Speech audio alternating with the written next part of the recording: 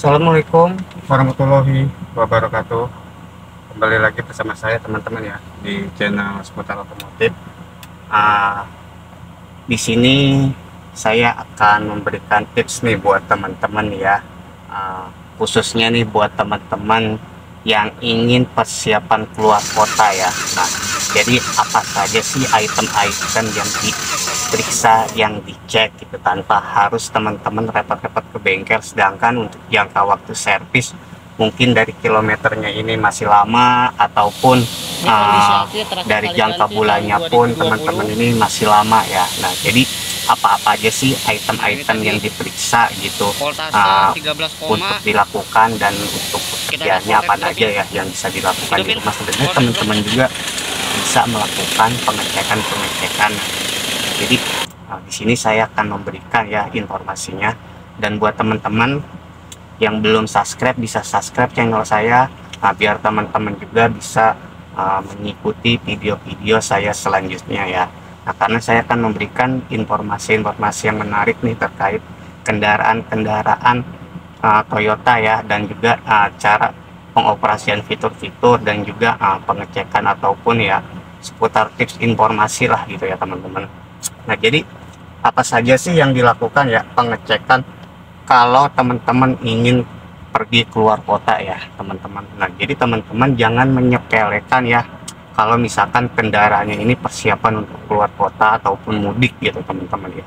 Nah, jadi hal yang pertama untuk teman-teman lakuin ini periksa kondisi ban teman-teman ya.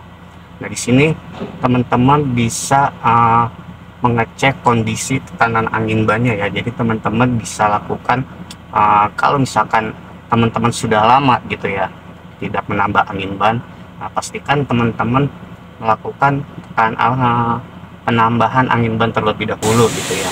Dan untuk takarannya gitu ya, tekanan yang ideal sesuai dengan pabrikan, teman-teman bisa cek di sisi pintu supir ya teman-teman.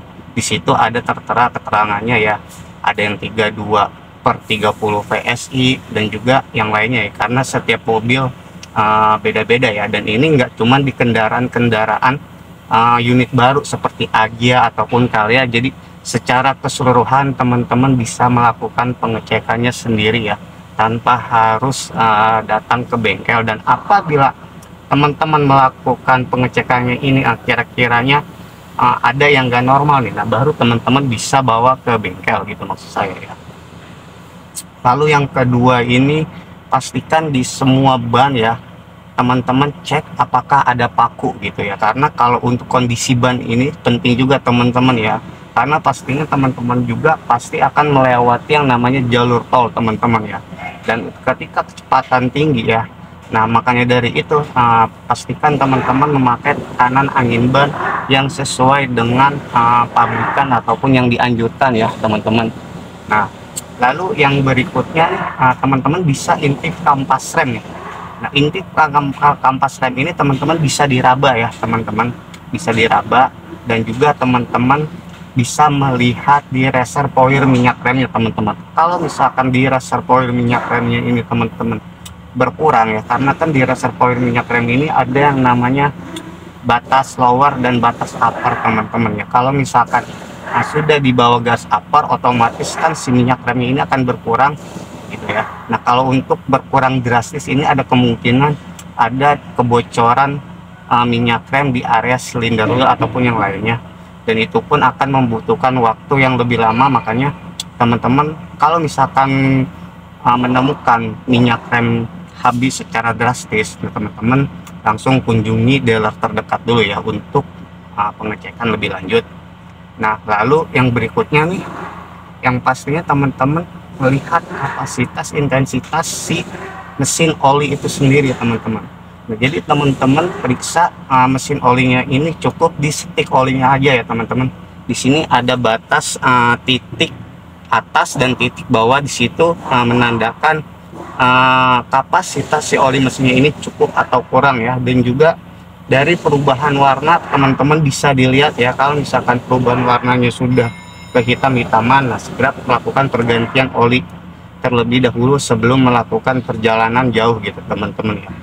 Dan lalu yang berikutnya ini teman-teman bisa mengecek kondisi air radiator teman-teman ya. Nah, di sini ada air radiatornya ini yang warna pink teman-teman ya, dan juga ataupun ya agak sedikit kemerah-merahan gitu ya, yang bawaan dari pabrikan. Nah, di sini teman-teman periksa air radiator teman-teman ya.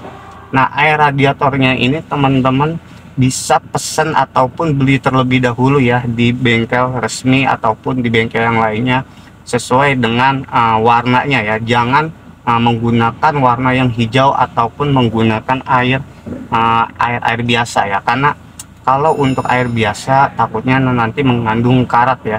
Nah, di kilometer tinggi bisa mengandung karat. Dan juga kalau untuk yang warna hijau biasanya sih dia akan lama-lama akan berlumut teman-teman di bagian water jacket ataupun di bagian celah-celah si radiatornya itu sendiri. Nah, makanya kami menganjurkan untuk menggunakan air coolant yang sesuai nih kapasitasnya, yang sesuai dengan warna pabrikan ya, yang warna pink ini air coolantnya ini. Untuk harganya pun sih nggak begitu terlalu mahal ya teman-teman.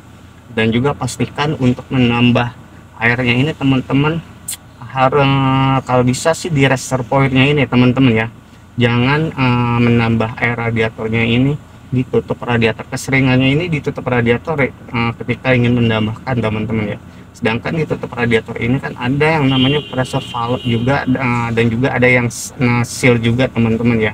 Nah, jadi kalau misalkan kita sering buka tutup otomatis sealnya ini pun bakalan melar dan akhirnya akan terjadi kebocoran teman-teman ya. Tekanannya pun jadi akan berkurang. Nah, jadi teman-teman kalau menambahkan air radiator bisa di reservoir radiatornya ini sendiri, karena kan ada yang namanya lower dan upper juga ya teman-teman di situ. Lalu teman-teman pastikan mengecek kondisi aki teman-teman ya. Kondisi aki teman-teman ini kira-kira masih bagus apa enggak ya. Ketika awal starter teman-teman ini melihat pasti bisa merasakan ya kalau saat di awal starter ini agak sedikit berat gitu teman-teman ya. Dan pastikan untuk kondisi air akinya pun mencukupi teman-teman ya. Untuk kondisi air aki mencukupi. Lalu yang terakhir ini air washer teman-teman.